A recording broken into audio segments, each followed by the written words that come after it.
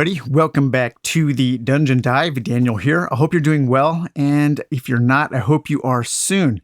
Okay, today on Solo RPG Friday, we are taking a quick look at 2D6 Dungeon. This is a new game that is currently on Kickstarter from Toby Lancaster, and Toby Lancaster, of course, is the creator of Rad Zone, of Totally Rad Zone, as I like to call it.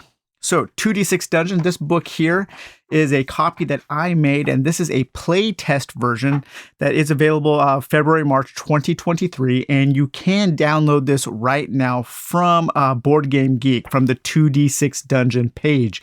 So if you're interested in giving it a try, you can for free. Now, at its core, I would say at the base level, if you like something like D100 Dungeon, you are going to love 2D6 Dungeon.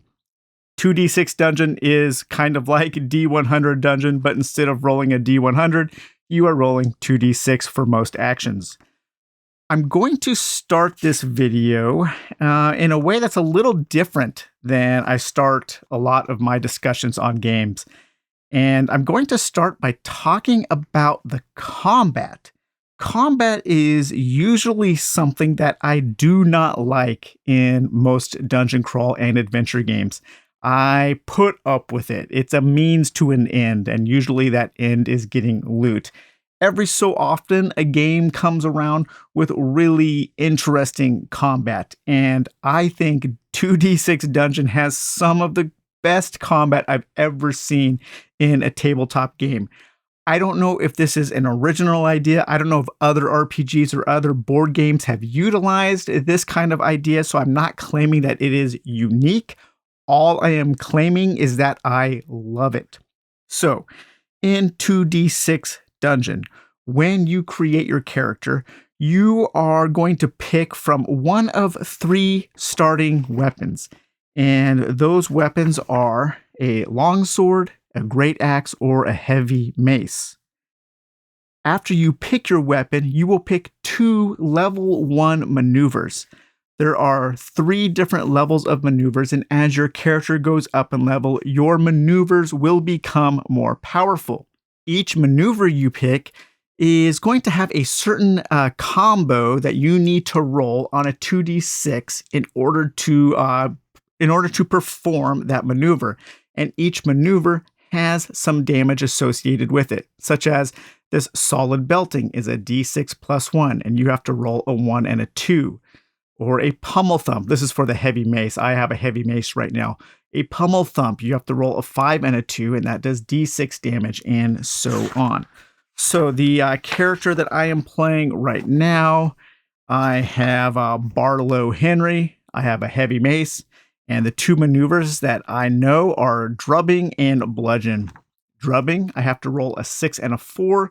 That's going to be a d6 plus 1 damage. And for a bludgeon, I have to roll a 3 and a 3. And that's going to be d6 minus 1 damage.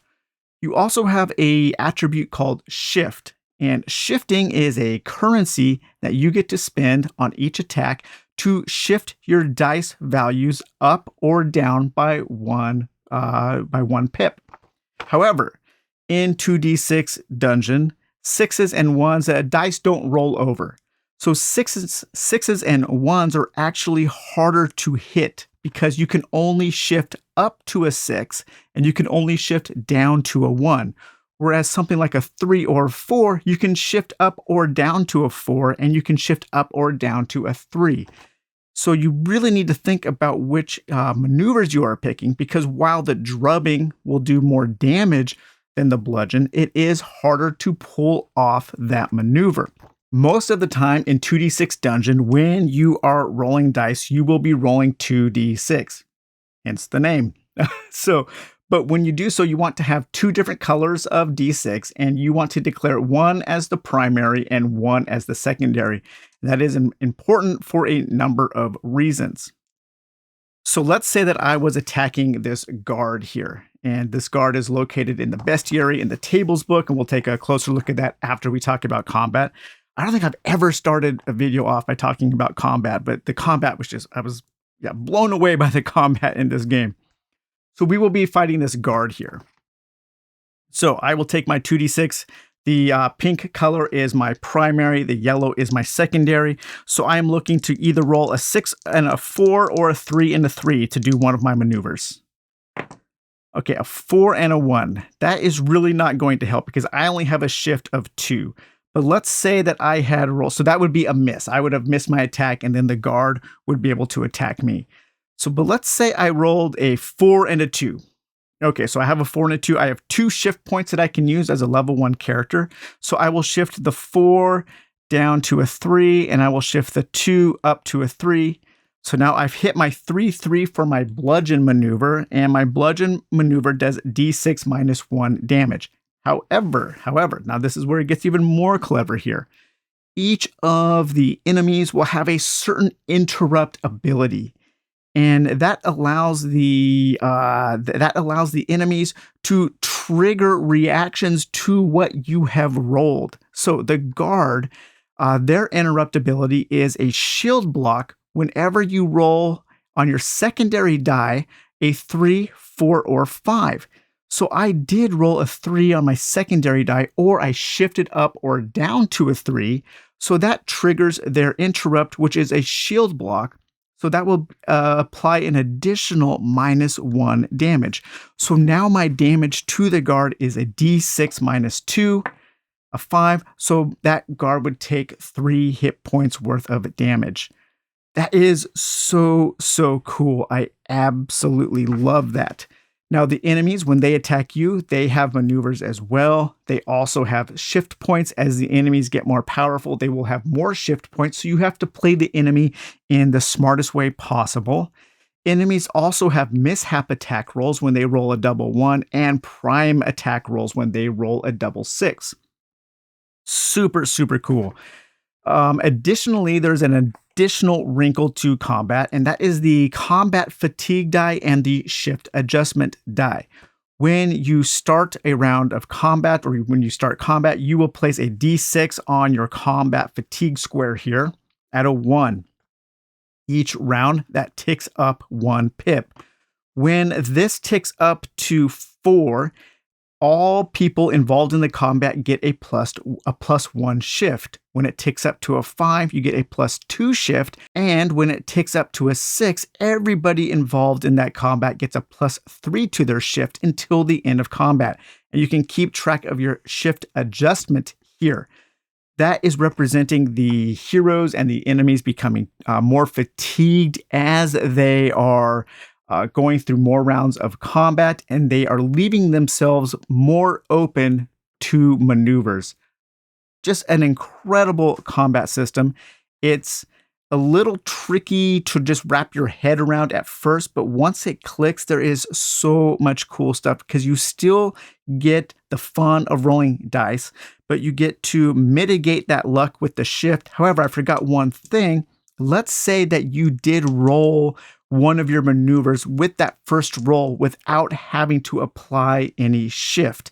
If I needed a 4 and a 2 to hit my drubbing, then that would be a precise strike, or what do they call that? An exact strike, meaning that I didn't need to shift those dice. In that case, I could add my shift as damage to the damage roll once it is applied. So just a fantastic combat system, and one that I am super jealous of that I didn't think of. I would love to see this combat system used in more games. I think it is. I don't know. Maybe it has. If you guys know of combat systems that are like this, let me know. But let's now back up. I was just super jazzed about the combat in this game, and I'm almost never wowed by combat in any of these kinds of games. Very rarely. So 2d6 dungeon. You are going to be creating a hero, and you are going to be using 2d6 to generate a dungeon as you work through the game. The main goal of the overall game, and when it is released, is going to be to go through 10 different dungeons. And each dungeon has a certain ancestry involved with that dungeon. The first level, the level in this playtest version, is level 1, and that is a human ancestry. So everything that you encounter in these dungeons will be human-based.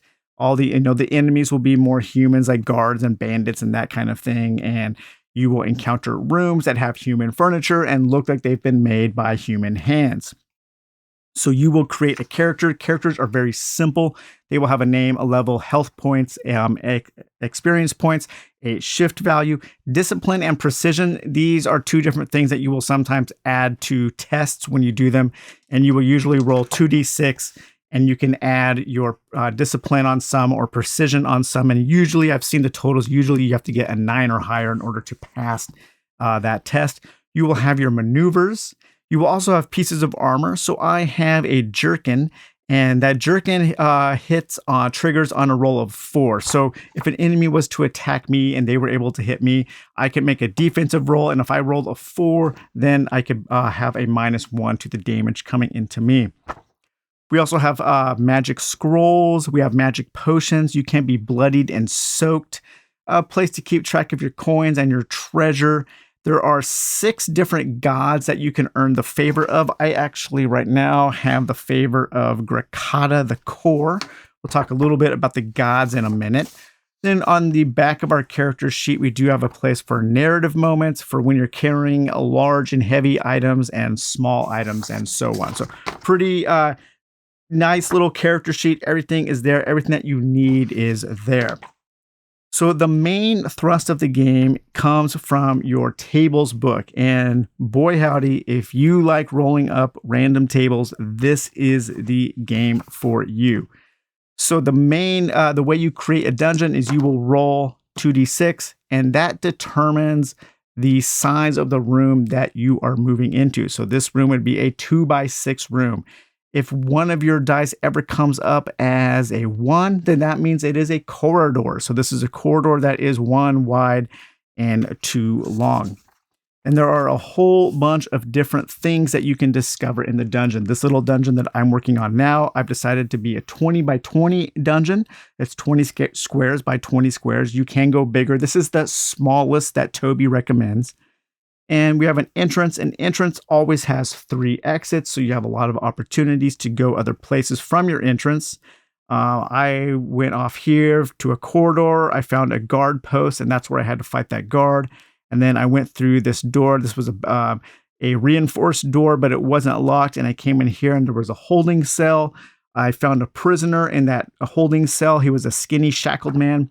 I let him go. It turns out that he was a worshiper of the god Grakata, the core, and because I freed the prisoner, I was able to gain a favor of Grakata, the core, and I can call upon that favor to do a certain thing, to trigger a certain power that that god has. Right now, I can continue going north through this unlocked door, or I can go through this archway here. And so let's say I decided to come back here and go from the entrance into the west here. I would roll. Okay, so this is a 1-1. Whenever you roll doubles on a dungeon room, you roll 2 dice again, or you roll the same dice and you add the values. So this would be a 5 by 5 room. So you would sketch out your 5 by 5 room. You would roll a certain d6 to figure out how many exits are in that room. 1, no exits. So you would have to come back. So that would be a dead end 5 by 5 room. And then once you've determined the size of your room and how many exits it has, then you turn to your tables book. I believe that each level of the dungeon will have its own unique tables. So there are going to be a ton of different things to discover. Right now, we have tables for armor, dog enemies, enchanted armor, an exit type, failed to cast correctly, gem value, loot tables, interruptions and unexpected events, magic items, random armor, random gems. We have random potions. We have religious artifacts, random herbs, pouches, religious pouches, rubbish, 6 squares or smaller, a whole table for small rooms, a random table, a random tea chest table, snake enemies, symbol selection, all kinds of different tables here. Your main tables that you will be rolling on to determine your rooms are found here. So we have our level 1 rooms, human ancestry. So let's say that I rolled up that 5 by 5 room. I would again roll a d66 with the red as the primary. and that would be a 51. So then we would find 51 here, and we had stumbled across a morgue. So in this morgue, a stone chamber has been added here. Inside lays a corpse on a slab. There is an artisan here you must fight. Inside a box are herbs. Roll on the herb table. All of the exits leading out from the morgue are wooden doors. There are a few different kinds of doors, and depending on what kind of door it is, that dictates the chances of it being locked or not. And so there are, let's see, what kind of doors are there? There are archways, wooden doors, metal doors, reinforced doors, curtains, and portcullises. Portculli. So there are different things that you can find. When you find a prisoner, you can roll on this chart here to see what happens when you free or if you free that prisoner. But then there are also these interruption and unexpected event tables, and that's another D66 roll. So sometimes you will come across and you'll have a random event.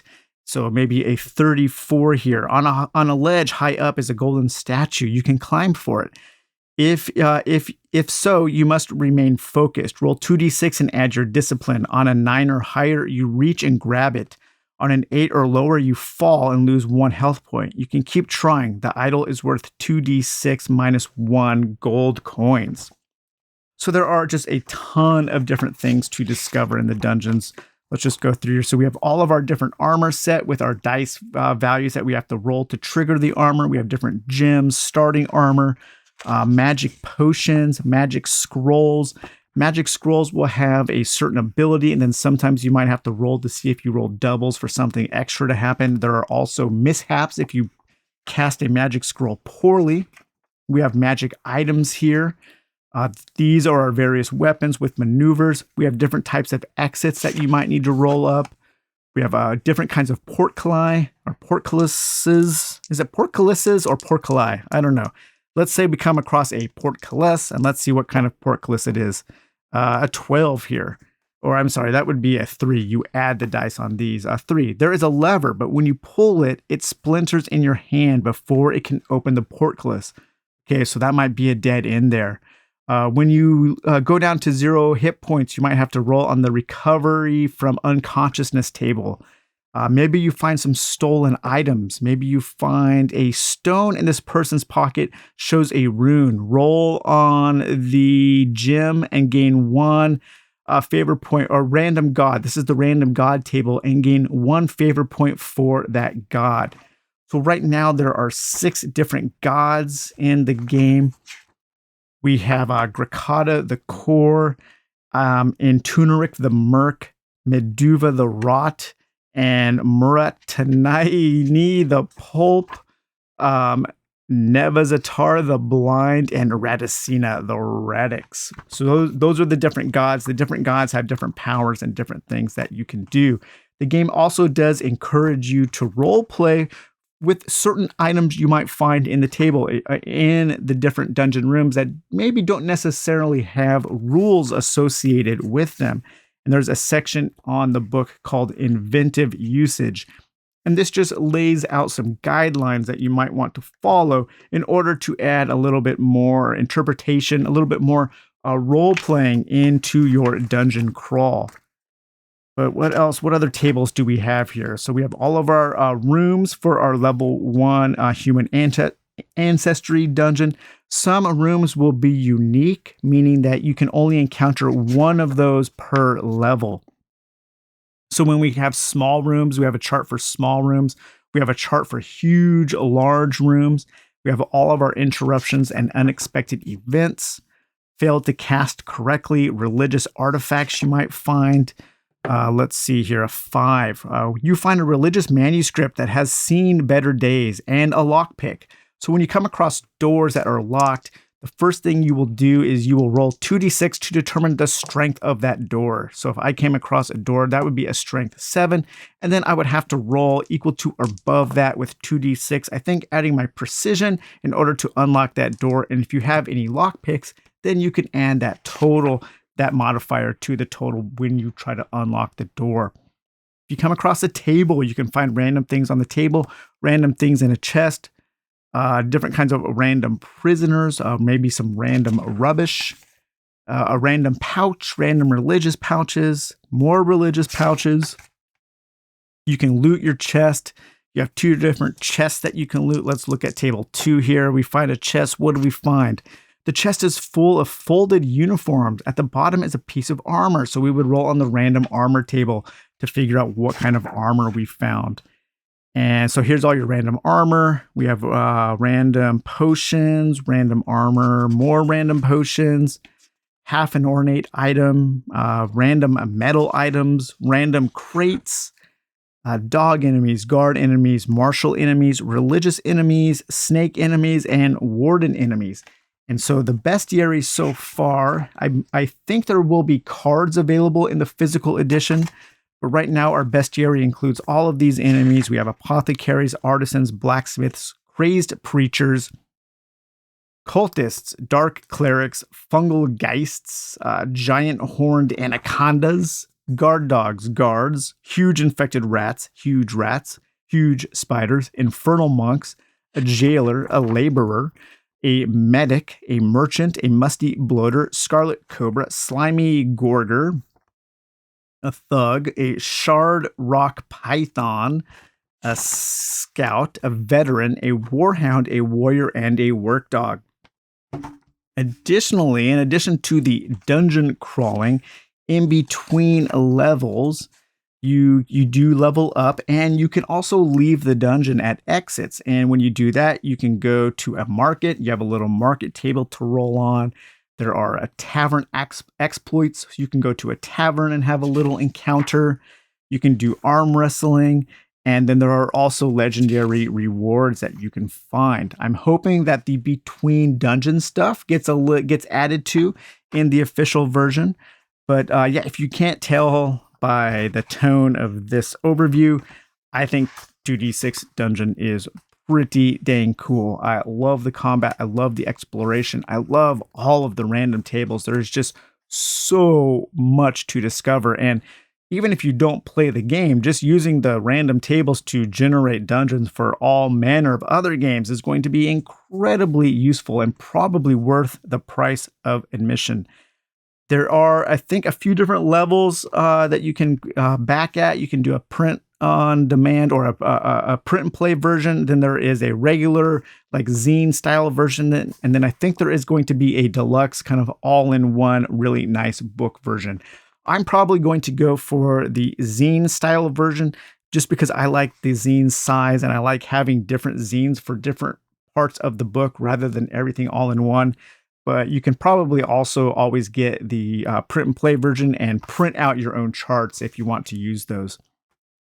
But yeah, so check out 2d6 Dungeon. It is on Kickstarter. I think it'll be available for like another week or so once this video posts. So, all right, guys, well, I hope you enjoyed this kind of broad overview of 2d6 Dungeon. I hope you thought that combat was interesting, and we will talk to you later. Bye-bye.